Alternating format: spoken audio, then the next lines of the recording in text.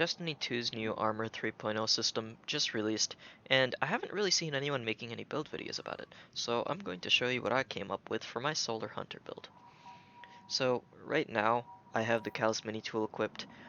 Now, really any solar weapon with incandescent will do. I just really like the Callus Mini tool because it just feels really nice to use since the SMG buff, where lower range SMGs got brought up to sort of match higher range SMGs in their feel.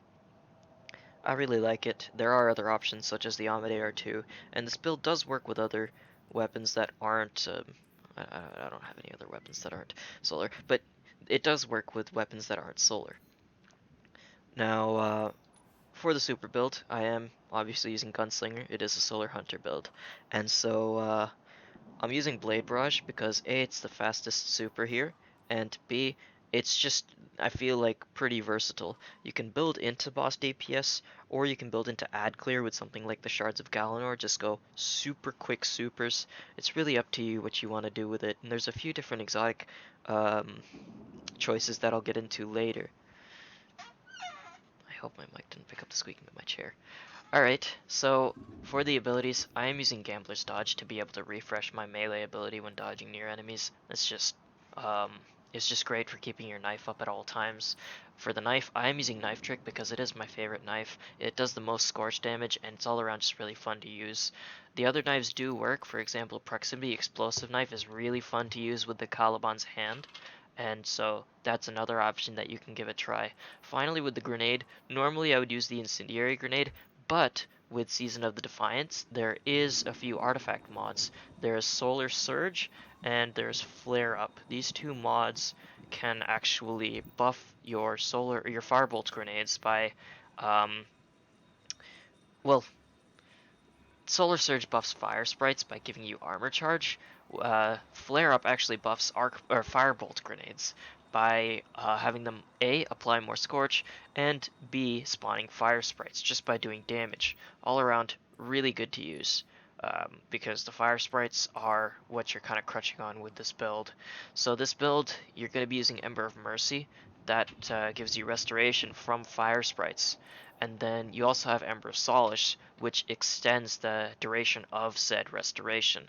Now, Ember of Solace is actually optional. If you wanted to use Gunpowder Gamble instead of Knock 'em down and on your mark, then you could take out Ember of Solace. After that, I'm using Ember of Searing, which actually helps me to create the fire sprites by defeating scorched targets, and I'm using Ember of Ashes, to do more damage to more scorch to targets, which does more damage and gives a higher chance of ignitions. That's just it. Well, it helps with ignitions, and it also just means that people say scorch for longer, meaning that you have more time to proc Ember of Searing to get that fire spray for yourself. Then I have Ember of Torches. That allows me to refund my melee ability to keep hitting infinite knives. When you do get a one-shot kill with a knife, that does spawn a fire sprite so long as they're not on cooldown, because it counts as an instant scorch, meaning that infinite knives can theoretically give you infinite fire sprites. Uh, so that is what the super build is. For armor, contacting Destiny 2 servers. Yeah, servers are pretty weird on day 1 Lightfall. For armor, I am using Font of Wisdom to get my super back as fast as possible. That is purely optional. If you want to use something else, feel free to. I'm also using Dynamo for the same reason though, and then I'm using Harmonic Siphon to keep my armor charge up so that I can use Font of Wisdom. Next, I am using Font of Vigor mod, and that's just in case I lose track of my knives. Font of Vigor helps me keep my knives up by maxing out my strength. And then I'm using 2 Focusing Strike mods to help keep my dodge up. And that is so that I'll either always have my knives or my dodge up so I can refresh the other pretty easily. That will be part of the gameplay loop for this build. For the chestplate, I'm using Concussive Damper and Emergency Reinforcement. Concussive Damper is purely optional. You should run whatever resist mod you think you need for said activity. For Emergency Reinforcement, I'm just using this because sometimes if you dive headfirst into a fight, there can be instances where you'll have trouble spawning fire sprites, and in that case, Emergency Reinforcement can keep you alive. Now for the legs, I am using the Bombardiers. However, there are a few exotic options that you can use in place of the Bombardiers, and I'll get into those in a second. But for the mods, I am using stacks on stacks. That'll just improve how many armor charge stacks I can hold. And again, that's just for my font mods to keep those up as long as possible. I'm using better already just for the healing because again, I like to play really aggressive. I want to dive headfirst into fights, and so having really quick healing on hand is definitely just good to have. I'm also using Orbs of Restoration. That's to keep all of my abilities up because, as I said earlier, keeping abilities up is kind of huge in this build. It's all about either keeping your dodge or your melee up at all times so you can refresh the other. And finally, for my class item, this is an Artifice Armor class item if that second slot was confusing you. Artifice Armor now gives you an extra mod slot that gives you +3 of any stat that you choose, so that's definitely worth farming if you don't. I'm sure there's other YouTubers like Fallout or Sweatsicle who have videos on how to farm Artifice Armor. I think Keitel is definitely the best way to farm Artifice Armor right now.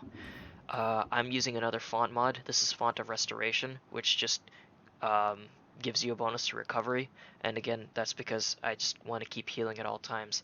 I'm also using a bomber mod to keep that grenade up as high as possible, and then I'm using time dilation. This will keep armor charge on me longer, meaning that I can effectively keep my font mods up for much longer, which will uh, help my stat build. Now, for exotics, there are a few different ways you can go. If you want really quick supers, a great option is the Shards of Galanor, because that will refund your super by 50% on hits and kills, and that allows you to have just very quick supers all around.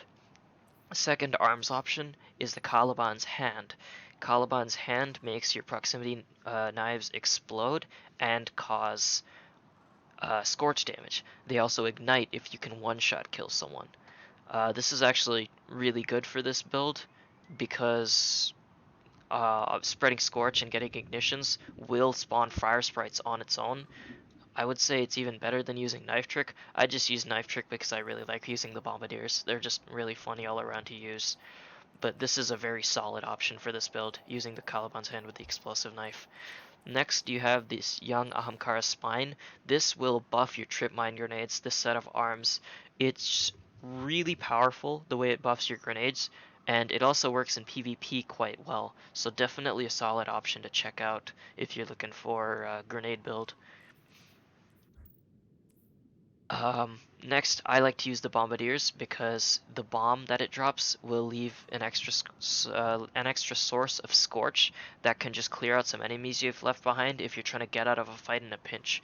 And the Star Eater scales are also a final option as legs because obviously these overcharge your super, and so all around just great for boss DPS if you're looking for something to just drop a nuke on the enemy boss.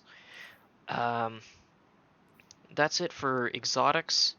Weaponry, I am using the Callus Mini Tool as well as the Gjallarhorn. Gjallarhorn just because it is really great for doing damage against both large groups of people, and it does pretty good damage against high-level targets.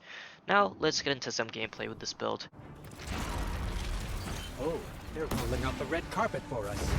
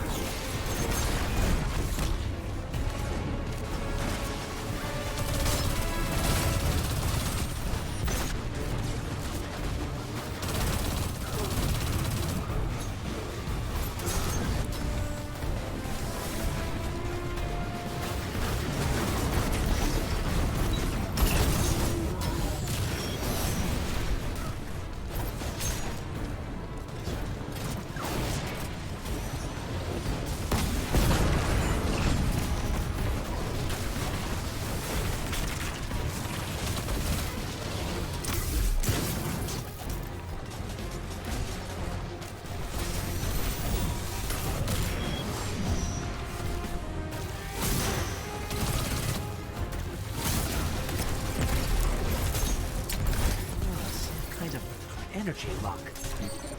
Disrupting the circuit should open the door. Because